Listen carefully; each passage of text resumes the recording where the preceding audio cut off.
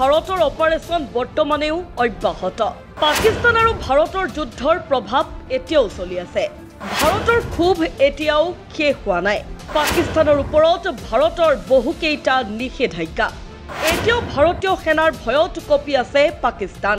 পাকিস্তানৰ বিৰুদ্ধে ভাৰতৰ অপাৰেশ্যন চেডৱাৰ এতিয়াও শেষ হোৱা নাই। এই শাৰীটো বাৰে বাৰে আওৰাই আছিল প্ৰধানমন্ত্ৰী নৰেন্দ্ৰ মোদীয়ে। নৰেন্দ্ৰ মোদীৰ এই মুকলি ঘোষণা পাকিস্তানত বৃদ্ধি পোৱা সন্ত্ৰাসবাদৰ বিৰুদ্ধে আছিল আৰু ইয়াৰ প্ৰভাৱ আজিলৈকে দেখা গৈছে আৰু হয়তো ভৱিষ্যতেও চলি থাকিব।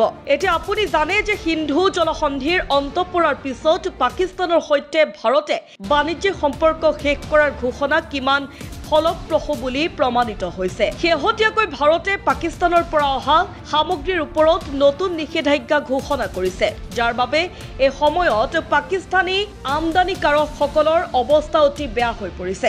ভাৰতে জাৰি কৰা নিষেধাজ্ঞা, যাৰ অধীনত পাকিস্তানৰ পৰা অহা জাহাজসমূহৰ পৰা চাৰ্জ লোৱা হৈছিল, এই সংকটৰ মূল কাৰণ আৰু ইয়াৰ পিছত পাকিস্তান ৰাজপথলৈ ওলাই আহিছে। ভাৰতীয় বন্দৰত এই জাহাজসমূহ অহাত পলম হোৱাৰ বাবে ব্যৱসায়িক কাৰ্যকলাপ ব্যাহত হৈছে। এই তথ্য পাকিস্তানী আমদানিকাৰকসকলৰ বাবে অতি বেয়া খবৰ। দীৰ্ঘদিন ধৰি পাকিস্তানৰ পৰা এই আমদানিকাৰকসকলে তেওঁলোকৰ জাহাজ ভাৰতৰ বন্দৰত উপস্থিত হোৱালৈ অপেক্ষা কৰি আছিল যদিও ভাৰতে তেওঁলোকৰ ওপৰত নিষেধাজ্ঞা আৰোপ কৰিছে।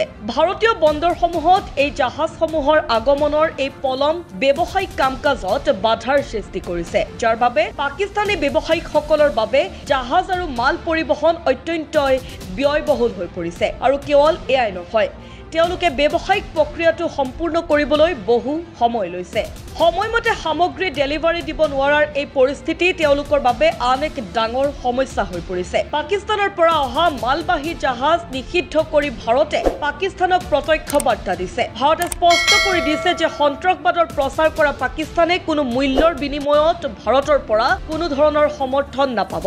ইয়াৰ বাবে পাকিস্তানী ব্যৱসায়ীসকলে জাহাজ চলোৱাত বৃহৎ পলমৰ সন্মুখীন হৈছে। এই নিষেধাজ্ঞা কাৰ্যকৰী হোৱাৰ পিছত পাকিস্তানী আমদানিকাৰকসকলে ভাৰতৰ পৰা সামগ্ৰী পৰিবহণৰ ক্ষেত্ৰত বহু সমস্যাৰ সন্মুখীন হৈছে, যাৰ ফলত তেওঁলোকৰ সমগ্ৰ ব্যৱসায়ত গভীৰ প্ৰভাৱ পৰিছে। বৰ্তমান পাকিস্তান আৰু ভাৰতৰ মাজত জাহাজ চলোৱা প্ৰক্ৰিয়াত পলম হোৱাৰ বাবে ব্যৱসায়ীসকলৰ বাবে যোগান শৃংখল সম্পূৰ্ণৰূপে ব্যাহত হৈছে।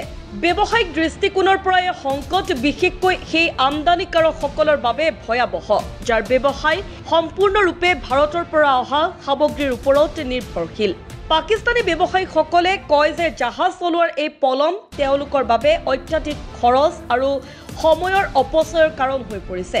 জাহাজ চলোৱাত পলম হোৱাৰ বাবে সময়মতে সামগ্ৰী যোগান ধৰা সম্ভৱ নহয়, যাৰ বাবে ব্যৱসায়িক প্ৰতিযোগিতামূলক ক্ষমতা হ্ৰাস পাইছে।